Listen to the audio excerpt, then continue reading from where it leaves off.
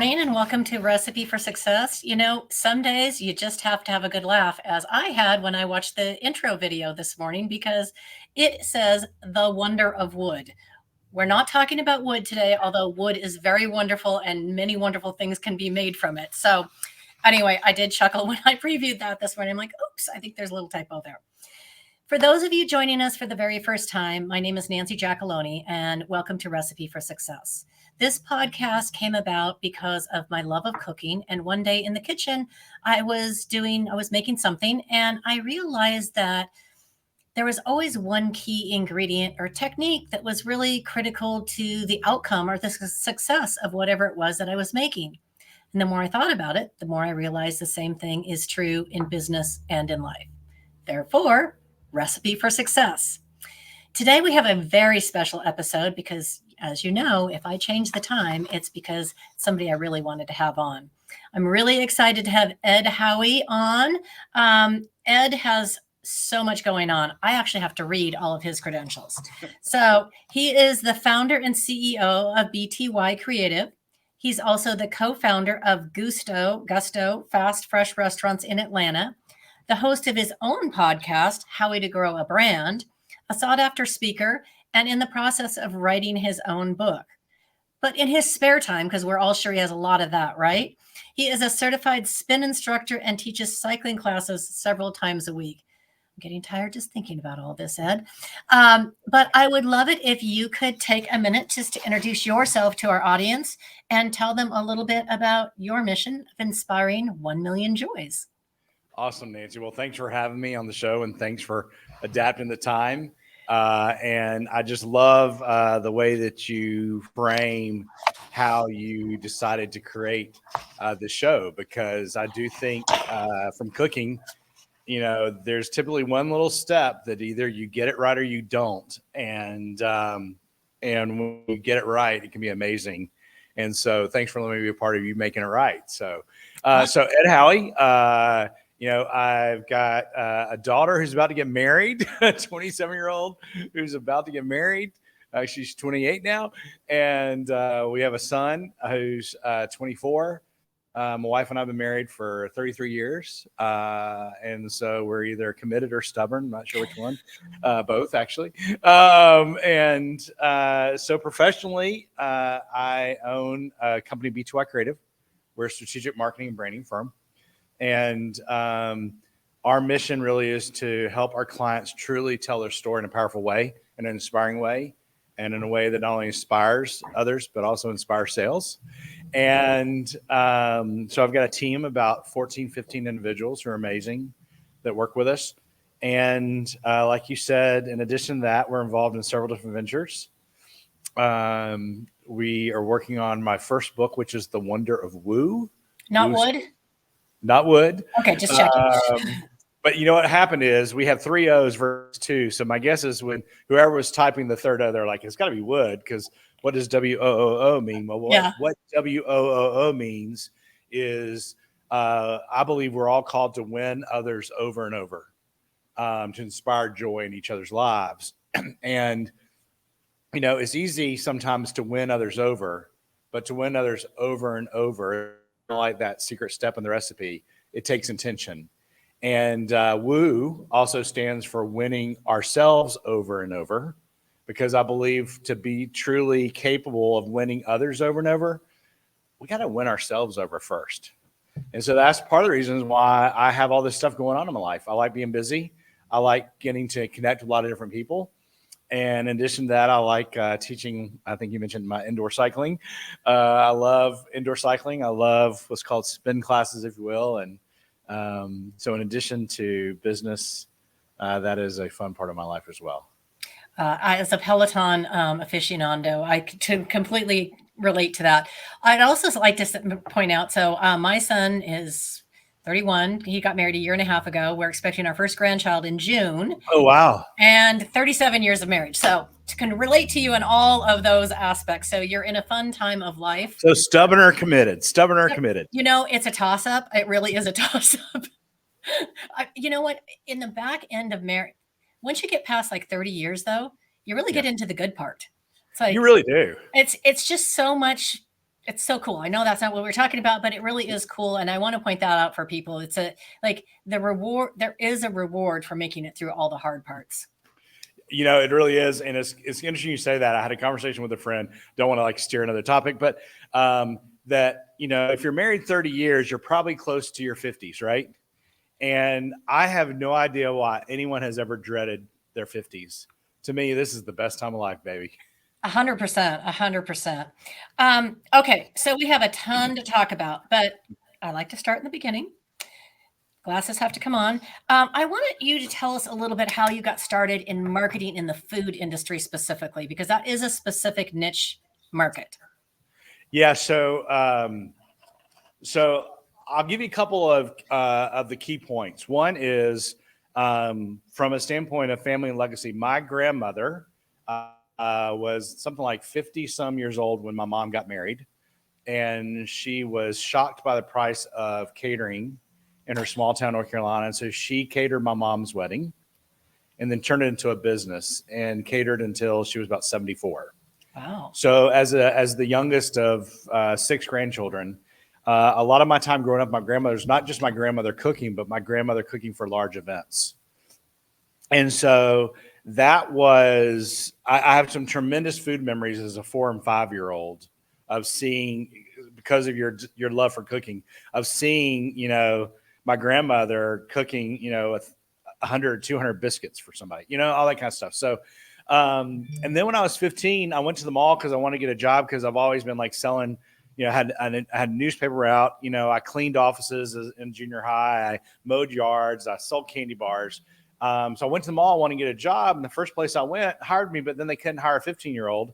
So I went to the Chick-fil-A, which the operator was a member of our church as well. And they hired me. And so I just literally, it was my first job, Chick-fil-A. And I worked there for 17 years. Well, I have a small admission to make. Last month, I ate at Chick-fil-A for the first time in my life. Oh my gosh. I'd never had it before. You're one of a few. I was down visiting my stepmom, and she wanted to go to Chick-fil-A. I'm like, okay, cool. I've never been. So, and it was surprisingly good. Did you love it? I'm not a big fast food person, so I Right. thought that as far as fast food went, it was very, very good. Yes. No, that's fair. So I started with Chick-fil-A in 1982 when they were just in malls. And I worked as a teenager through high school, college. I went to school at Chapel Hill. I was a journalism and advertising major. So I've always liked the marketing and the storytelling and the creative side, but I also took a lot of classes in business school because I wanted to have the foundation of business and numbers, but I didn't want to like major in econ. Ooh, horrible. But anyway, and so what happened is the summer between my junior and senior year at UNC Chapel Hill, one of the folks from Chick-fil-A corporate saw this marketing plan I'd put together for the month of February for our restaurant, like sell so many box meals and, give away red colored ice cream on Valentine's Day, this kind of stuff. And he's like, maybe we can find something for Ed to do. And so that summer they sent me out to Oklahoma City. I'm 21 years old and I'm running a $500,000 Chick-fil-A restaurant in 1988 for 2.5 months. So I went back to my senior year in college with a P&L under my belt. I'd literally had created revenue, which I loved, but I also realized that I did not want to walk in the same door every day for the rest of my life. So I had the Chick-fil-A recruited me to join the corporate staff. This is back when they only had like 250 restaurants tops. And they offered me a position to be a marketing consultant or operations consultant. And I think it was providential. I knew I kind of had the marketing DNA. I wanted the operations so I could really understand how business works, because even then I recognized you can have the greatest ideas, but if it doesn't create revenue, if it doesn't create profit, if it doesn't give you cash to reinvest, then it doesn't matter how clever it is, it's not a good idea. And so that's really how it started. And I've always, because I understand all it takes to run a restaurant, well, and to run a business, but to run a restaurant, I have a great empathy for folks that it's their mission, their vision, their desire, and we love working with them. One thing that popped into my head as you were talking, and it kind of relates to your current mission, is that food often creates joy. And if you provide it in the right environment, that is definitely a vehicle to joy. So I can see the connection between food and what you're doing now. Oh, for sure. Yeah. I mean, the some of the fondest memories I've had in life are around a table with people. There's typically food involved. And so, golly, wow. So interesting you said that, because I think one of the things when I started my own firm 20 years ago, I believe other brands can create that kind of relationship, those memories with their customers without the food and without the table with chairs. And so that's really kind of interesting. That's kind of what wow, that's interesting. Little insight for you for the day. No, I love it. No, I mean, you're obviously a very smart and perceptive individual, but yeah, that is exactly that has been a common thread. And one of my favorite memories, honestly, if we want to talk about tables, I remember as a 5-year-old sitting on my grandmother's kitchen table, peeling the shell scraps off a coconut. She was grating fresh coconut for her coconut cake, which was one of her favorite, her most famous items. And it was literally that is one of my fondest memories, sitting on her kitchen table, helping her make food. So yeah, there's so many memories around the table. I think that food is really one of those things that we all have in common, and it is a way to bring people together and to try things we haven't tried before and to connect. And the food memories are so strong. They are so strong. So if you can inspire that food memory in a joyful way, I mean, it brings back a good memory. So that's exactly right. Yeah, I got an yum on the coconut cake. So yeah. What was funny is it is a great cake, but she also made me taste raw coconut, which to me tastes like grass. So I love coconut flavor, but I hate actual coconut, even though I love that memory. So I'm the exact opposite. I actually like fresh coconut, but I don't like coconut flavor. Oh, interesting. Yeah. So it's funny. Okay, so you took all that knowledge from working in the food industry, and you founded BTY Creative. Yep. What does BTY stand for? BTY stands for Boldest, Truest You. Oh, I like it. So we believe that unless you're distinct, if you're not distinct, you're not really a brand. Okay. So and I mean, think about it. It amazes me that the world needs so many different kinds of cars, because when you think about it, car basically goes forward and backwards. It gets you somewhere with your stuff, right? Why do we really need all these different models and styles and colors? Is because you can have multiple things that serve the same functional purpose, but do it in a different way for you. And so the deal is that the way I look at branding and Boldest, Truest You is if you're the car in the parking lot that no one ever sees because it just disappears in the sea of all the other cars, you're not really a brand. You're a commodity. You're basically invisible. So we strive to work with our clients and those that entrust us with their brand to help them define in what ways can they own bold, which is a way of saying bold is it worth putting a spotlight on? What are some of the truest things about them that are most distinct about how they choose to show up, how they choose to serve each other and show their customers? And then the combination of bold and true equals the you-ness of it. Really the uniqueness of it, the distinction is how do you put those two together and then tell your story so people go, wait, what did you just say? Or, oh my gosh, I need that. Or yum. Yeah, I think that what I'm hearing you say is not only does it stand out, but also you're trying to evoke a feeling in somebody. Because a relationship, for sure. Right. Because when somebody feels a certain way, I mean, when you talk about cars, I think about that immediately. Well, there's, of course, a difference between a compact car that's going to get you from A to B or to A and a half, and a big truck that you're going to use for carrying things. The rest of it are just vehicles, but people buy the different ones because they make them feel a certain way. There's a feeling they get from that. And that's when you're talking about the marketing, you're trying to appeal to that feeling that somebody is going to get, that relationship, by getting into a Mercedes-Benz or a Volkswagen or whatever it is that speaks to them. Well, and depending on the size of your enterprise and your vision for your enterprise, there are very few singular products that only do one thing for customers that no one can find anywhere else. You don't have to sell to everyone to be successful, and you don't have to be the biggest to be successful. But being able to connect with people who truly appreciate what you're choosing to do every day as entrepreneurs, what you've invested your life savings or your future savings in or whatever, I mean, how powerful and rewarding it is when people go, wow, thank you, that really helped, or how much I enjoy working with you, or look what you helped us do. So we love really truly helping. One of the things I think that my team does really well, and was part of my mission from day one, is that we help remind business owners and business leaders really kind of why they're doing what they're doing, not just how can they do more of what they're doing. Well, one of the things I really liked when I was, of course, stalking you and reading the tagline for BTY Creative is it says inspiring brands to sell more. And I really like that perspective because you're not telling them, you're inspiring them based on, the knowledge that you have and making it feel their own instead of just following a script.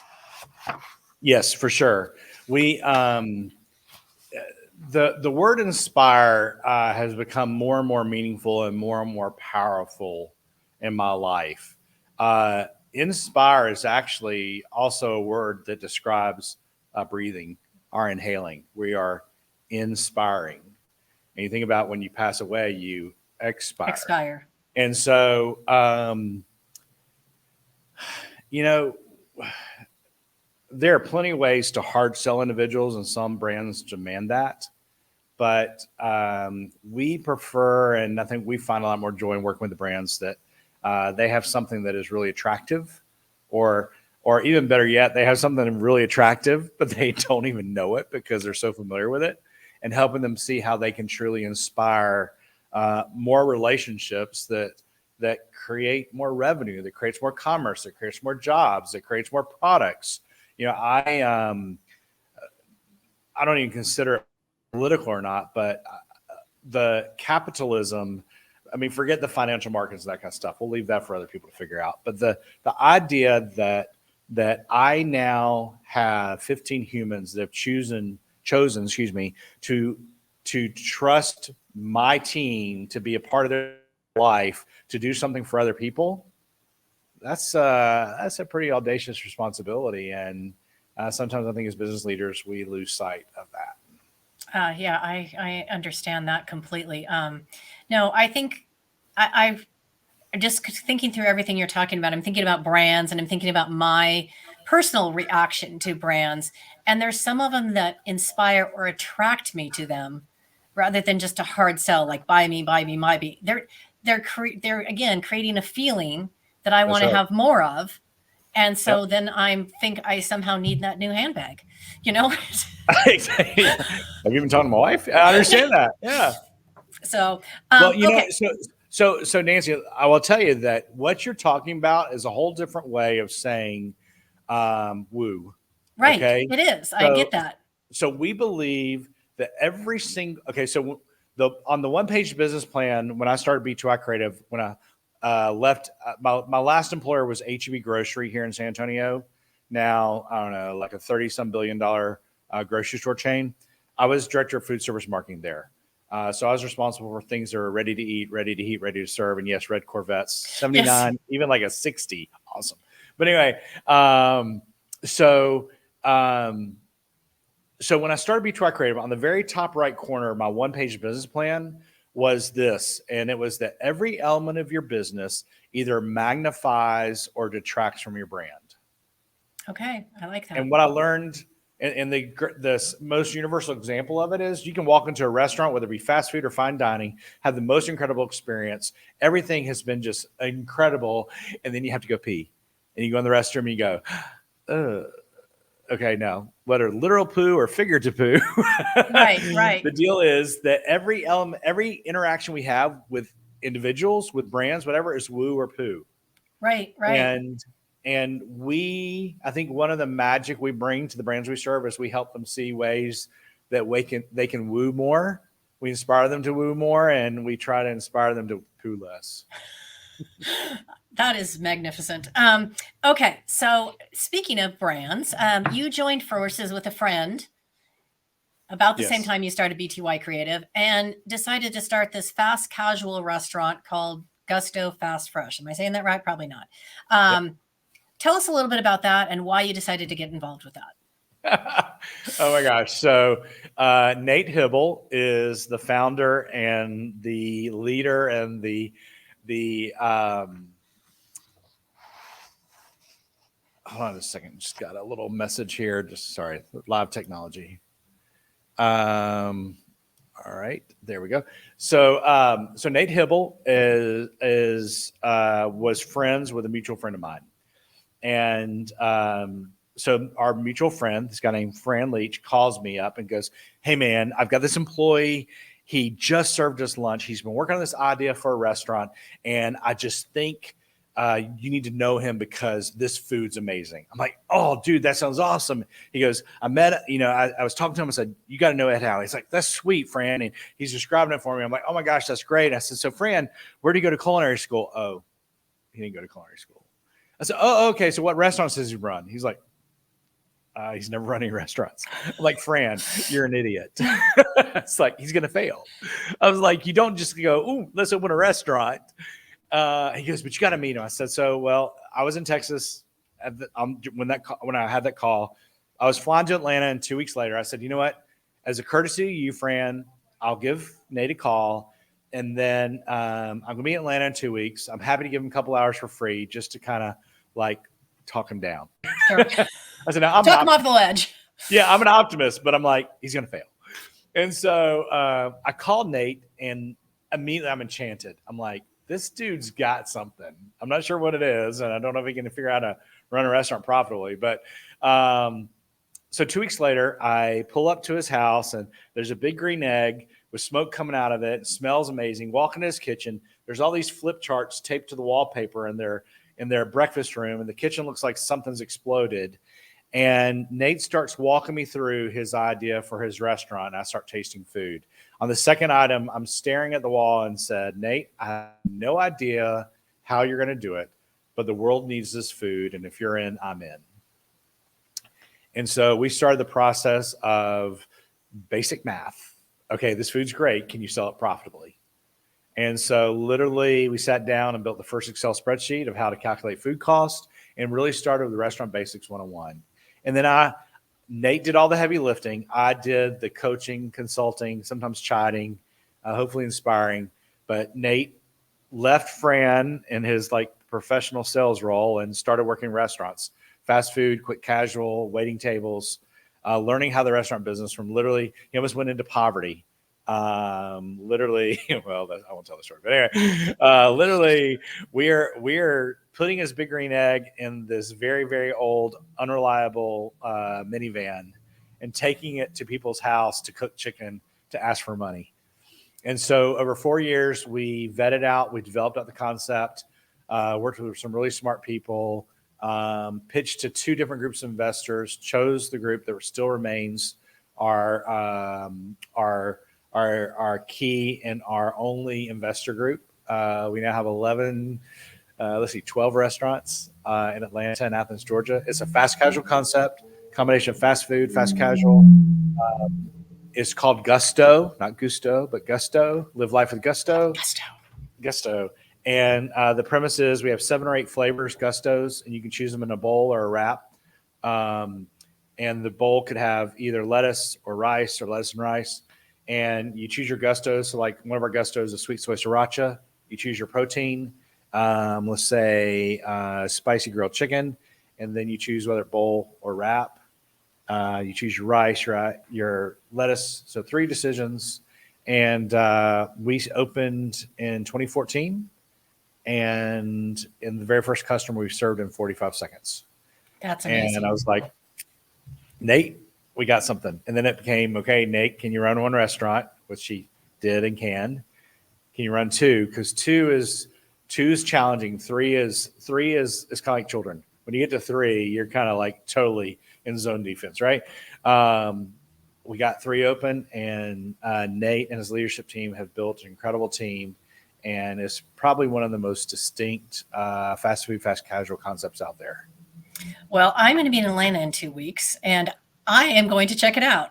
You need to find your Gusto. So our mutual friend Allison DePauli is going to be there too, and I already told her, I'm like, we got to go find one of those places. I need to try it out. Oh, is Allison going to be with you? Yeah. Oh, that's awesome. Yeah. So our Instagram is What's Your Gusto, and very much one of the reasons why I resonated immediately and connected with Nate is that it was way more than just about food. One of his one of his initial visions, which remains the same, he had two primary guiding principles. One is he wanted to basically take the flavors of the world. I see Allison. Yes, she said you're taking me with you. I love it. He wanted to take the flavors of the world and put them on the pen, the head of a pen. He grew up in South Georgia and didn't know what cilantro was until he left for college. Now, what's interesting about Nate is Nate was a high school all-star quarterback. He was a quarterback at OU. He was MVP of the Rose Bowl, I believe, in 2002. And then he went on to play pro for several years. And in trying to eat healthy at that time, he was single. He was going a lot through Chick-fil-A. Shout out to all my friends at Chick-fil-A. You're going to love this story. I don't always tell it, but why not tell it on a live broadcast? He was like, why does grilled chicken have to taste so bland?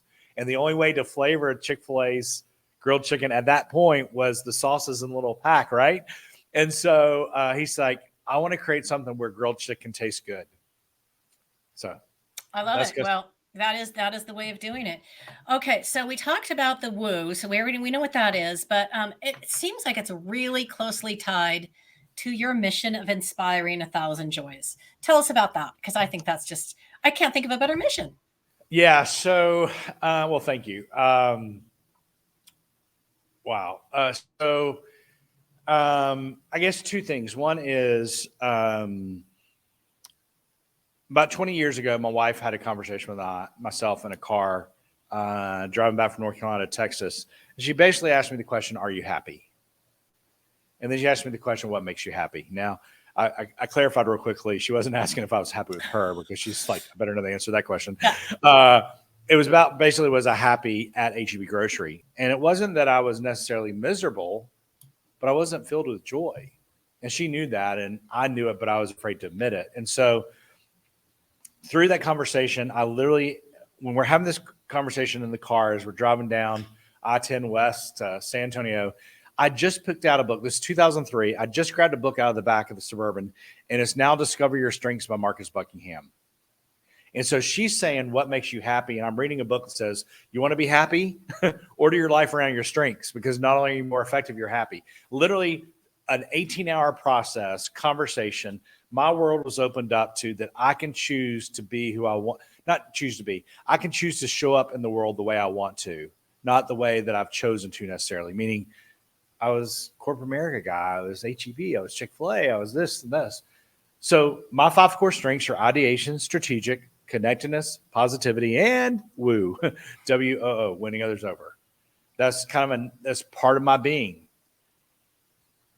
My wife gave me permission, if you will, to create a platform to leverage that more than perhaps my employer was, or I was through my employer.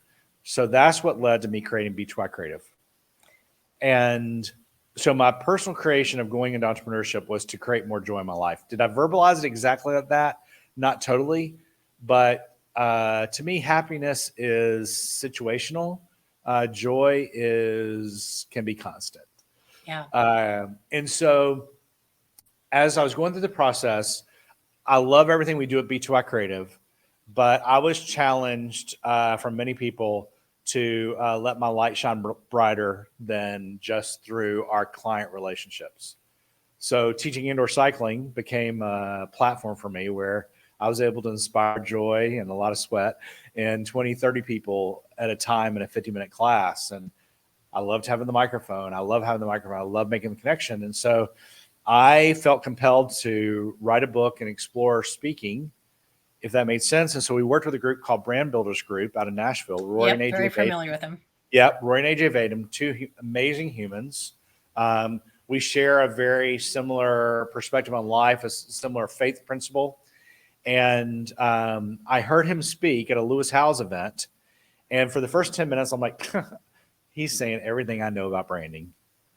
But then I was like, he's talking about people, and I've always focused on products and enterprises. And I thought, I wonder if he could help me brand and my team brand. And so came up to him after that. And then 2 months later, this is the early days of Brand Builders Group. Myself and 2 of my most trusted team members are in the basement with Roy and AJ. We spend 2 days breaking down what Ed Howie is and defining what my core essence is, and determining how that could look in the world if I chose to lean in as God directed. And I'd always thought of myself as a branding guy, which I am, and a really creative guy, which I am. But what they helped me realize is that while I love brands, what I hate is commodities. Right. And I really hate people commodities. I don't hate the person. I hate their situation where people are just so blind to the uniqueness they have, or playing so small, or life has just beat them down so far. And so their whole deal is, what problem do you solve and what is the solution you bring? That's kind of the framework. And so through this conversation, we recognize that not only do I despise product commodities, I hate when people commoditize themselves. So if that's the problem that I solve in the world, what's the solution I bring to it? And I would have told you without the conversation exercise, I bring creativity or cool words or energy, whatever. Well, the word I kept using was the principle of stewardship. And stewardship is doing all you can with what you have. Now, I believe stewardship is doing all you can with what you have today, because frankly, tomorrow's not guaranteed. And it really doesn't matter what you had yesterday. Now, what's amazing about this conversation in the basement, I think was like 2018. I told you my wife asked me 2 questions back in 2003 in the car. It was, are you happy? We established I wasn't at the job. What makes you happy? What I told her after bubbling around with a couple of different answers, if I said, I love helping people do all they can with what they have, and I'm good at it.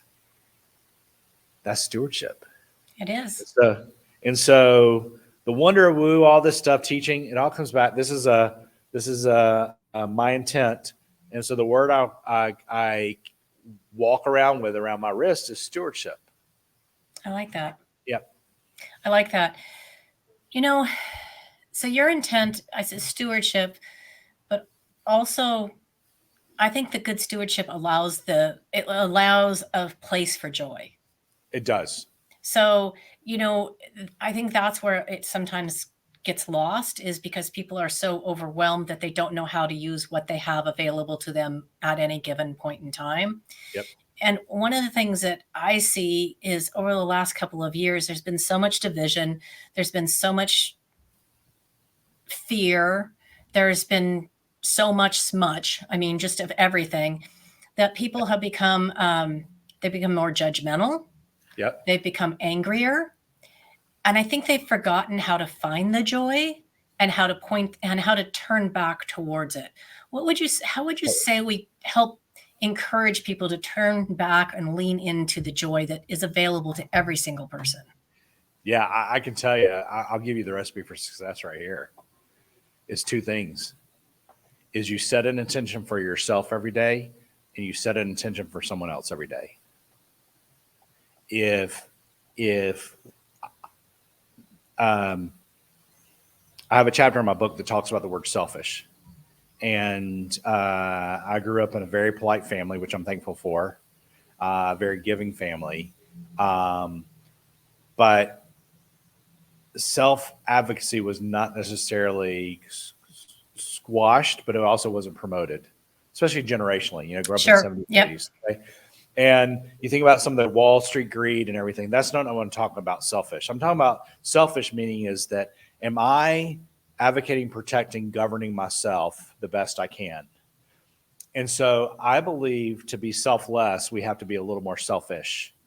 And part of that is, part of that is knowing your strengths. Like again, my 5 core strengths, that was just like total liberty, but total illumination of, I don't have to be like Sue, even though Sue's a phenomenal human, because Sue is more analytical, and that's great. But I don't have to be that way. And as a quick aside, what's amazing is that lack of joy, especially those in rigid organizations, whether they created it or whatever, is that, the traditional performance review is you're good at these 3 things, but you're bad at these 3 things. You need to focus on these three bad things. And frankly, Sue is good at one of those 3 bad things. And if you want to get a promotion And you don't want Sue to get the next promotion. You've got to become more analytical because Sue's analytical, And so there's a lot of stuff that just haphazardly, steals our joy, right? And so I think if as a foundation, if we know our strengths and we set intentions and then we act on them, and if those intentions are directed not only to how can I feel more joy today and how can I inspire more joy in someone else, it has been life-changing for me and life-changing for individuals when I see them doing the same thing. And that really is what the wonder of WOO is. And so you were asking about Aspire, the Inspire 1 million joys. Well, that number's changed. We're now inspiring 10 million joys. Yeah. Yes. There shouldn't be a limit on that. There should not be a limit. Exactly. Yeah. We're printing a new poster because we do this in business all the time. We do it in life. By setting that goal, it's amazing how it's just starting to multiply. You're inviting me to chat with you today. I didn't know you 3 months ago, right? Right. We connected. You have this incredible platform, and we get to talk about this. And I mean, my prayer, my intention is that at least one person that's listening to this today will find more joy tomorrow because they invested this time with us today, or maybe even this afternoon. I am right there with you. Okay, we made it to the fun part of the show. The 5 questions everybody gets peppered with at the end. So are you ready? Buckle up. Okay. What is your absolute favorite food in the world, and can you cook it? You sent me the questions ahead of time, and this is the one I've struggled with because I have 20 favorite foods. I will tell you my current favorite food. Okay, today, your favorite food today. This is ridiculous, but is cheese sausage balls. Okay. Do you know what they are? I don't even know what that is. Okay, so if you've ever looked on the back of the Bisquick box, there's a thing called cheese sausage balls, kind of a Southern treat, Southern tradition. Is basically biscuit mix, pork sausage, and cheddar cheese that you mix together in a dough, you roll them up, and you bake them in little tiny meatballs. Interesting. Well, the only recipe I've made off the back of the Bisquick box is the shortcake recipe for strawberry shortcake, which now that's good too. Hands down is the best biscuit for a strawberry shortcake. So exactly. The drop biscuit. Anybody can fight me on that, but those are the best ones. So my mother, my grandmother, we would go to the beach or for holidays would make cheese sausage balls. And as you described in the introduction, life's pretty busy right now. And we're fortunate we have our daughter and future son-in-law live in Atlanta. Our son lives in Texas. We have a lake house in Atlanta. And so the mornings we get in either home together at this stage in life are some of the most precious. And as much as I love to sleep, I love waking up and mixing the dough, I'll mix the dough, I'll roll the balls, I'll bake them. And we eat way too many of them for breakfast.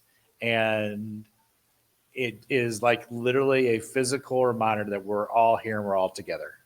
I'm going to have to try those now. That's just now my curiosity is up. So Google the recipe and then I'll email you. Let me tell you my secret trick. Okay. So I can actually tell you it is 1 pound of sausage.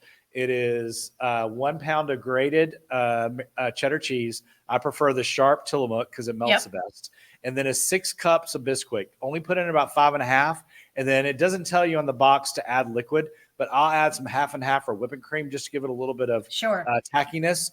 And then buy some latex rubber gloves, and mix it by hand. And then use a little scooper to scoop them out. It's amazing. They cook perfectly at 315 degrees for about 15 minutes with convection. Okay, I'm trying to try it. Okay, next question. What's the one character trait you admire most in other people and why? Ooh. Vulnerability. I spent way too many years of my life not being vulnerable, of hiding my fears, of hiding my weaknesses. I chose to do it with alcohol, which is another story. I chose not to do it with alcohol 16 and a half years ago. But frankly, if I'd been more vulnerable before that, whether or not I'm drinking alcohol or not, vulnerability just allows the other.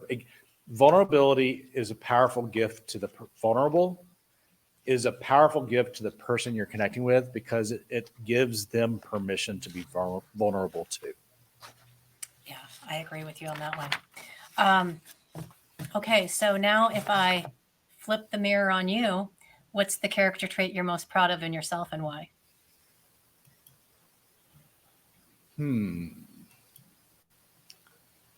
I didn't write that one down. That's a surprise. So now you have. Yeah, I was about to say. Putting you on the spot. I love it.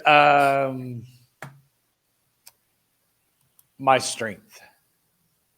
When I'm teaching class, one of my mantras or promises or challenges is we're stronger than we think we are.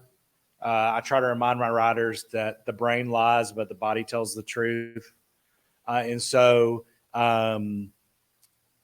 I think that I know that when I kind of have a healthy assessment of my strengths, well, it's kind of funny. We talked about this. Yeah, I guess that we're stronger when we just try to be strong in the ways we're strong.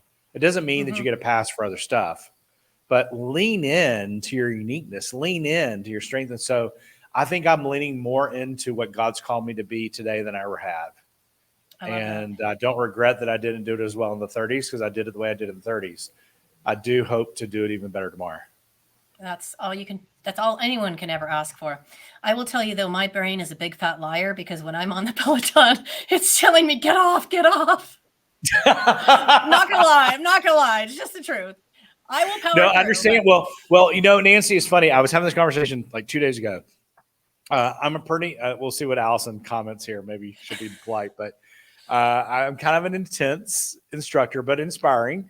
It is amazing what I'm able to do when I'm the teacher, knowing that I don't have a choice not to do it. Right. Versus when I'm the rider, and for 50 minutes, I'm like, how long is this song going to be? Oh my gosh, why did I get out of bed? That kind of stuff. So yes, I know. Okay, so we've kind of discussed this one before, but maybe there's something else you want to add. What's the one thing people can do to add more joy into their lives today? The easiest thing is take a freaking deep breath. Literally, you've probably heard, count to 10 before you respond, all that kind of stuff. I mean, there's a lot of like truth in that. How you respond, good or bad, it's just like life is so frenetic. Just like, again, not that life comes back to cycling, but one of my favorite classes to teach is a speed class. And we do a 20-second sprint and then a 10-second recovery. And we do it 8 times. It's called Tabatas. The world tells us. I'm familiar. Yeah. Okay. So Tabata. So, okay. I do. So if all you do is focus on the sprint, you're going to die because you have to focus on the 10-second recovery to enable the next 20-second sprint. That's why I love them so much. So, I'd say the best thing people could do is, this is like double entendre, intentionally recover yourself. Yeah. Recover is to like protect and restore. And so that's what I'd say. Well, the next time I come visit Allison, I'm telling her we're not taking a spin class. So just. Oh no, you gotta be here. You gotta be here on a Friday morning, especially. I know she loves it. Okay, so what's your secret talent, or maybe something people would be surprised to learn about you? I don't know if it's surprised to learn. It shows vulnerability in my fail. My wife, who we've married 33 years, she picked me up. Well, she tried to pick me up on spring break in Cozumel when we were in college. And my vulnerable fail was that she came over and talked. She asked this question. It was like this open-ended question. I said no. I didn't know the answer to her question. Totally failed. But then she went back to her table. My buddy harassed me. We got up and I initiated a second conversation. And you didn't fail the second time. Yep. My wife says that I'm the one impetuous thing she's ever done in her life. So that's awesome. I love it. Okay. Last question. So who's the one person, living, dead, current, famous, not famous, it doesn't matter, that you would most like to sit down and have a conversation with? Share a meal, whatever. Who would you just love to have that conversation with? Oh my gosh, this question. Uh, whew, um, you know what? I do know. And well, so Marcus Buckingham wrote "Now Discover Your Strengths," and I've heard him speak, but it was like way early. I would love to sit down with him and just say thank you I like that. because the significant impact that book did in me truly recognizing how God designed me, as well as how He didn't design me, and being okay with that. Life changing. I love it. Okay, well, this has been an absolutely amazing conversation. Can I tell you what my other answer was? No, no, yes, you can. I'm just kidding. Okay. Scooby Doo. I would just love to share some Did Scooby you snacks. want to ride around in the van? Oh heck yeah, the mystery van. Yeah, heck yeah. But anyway, Yeah. I was anyway. So hey, I've got one question for you. Yes. Who's your Okay. favorite Peloton instructor? It changes based on my mood. Okay. So I can't honestly say that I have a favorite. Okay. So who's your top list? I love Hannah Corbin. Yep. I love Matt. And I love of course, as soon as you ask me, my brain just because I follow her on Instagram. Anyway, I love all the Peloton instructors for the most part. But I like the ones that have that positive, happy vibe. That's what, I get off the bike and I just feel good about myself. Exactly. And I think they're all good for different people. But the ones that feel like they lift me up. So do you ever ride with Allie Love? I do. Yep. I do. I like all of them, honestly. There's only a couple that just aren't my personal style. Yeah, I got you. When they're riders that don't want to ride with me, it doesn't hurt my feelings. Yeah. I'm good. Yeah. Awesome. No, so if people want to learn more about, maybe there's somebody that is, looking to build their brand, to amplify their business, or to learn more about your podcast, what's the best place for people to tune in or to contact you? Yeah, sure. So we've got kind of like two doors. First door would be b2ycreative.com. You can find us on social media, LinkedIn, our website, b2ycreative.com. That is our strategic marketing and branding firm. And as kind of alluded, we do way more than just like create ads. We can really work with you to help you define your brand strategy, as well as how to tell your story in powerful and persuasive, as well as performing ways.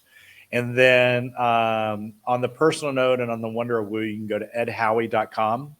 If you want to book me to speak, you can click on book me to speak. Keynote, we work with groups as well. And then you can find me, Ed Howie Joy Beast, on Instagram and Facebook.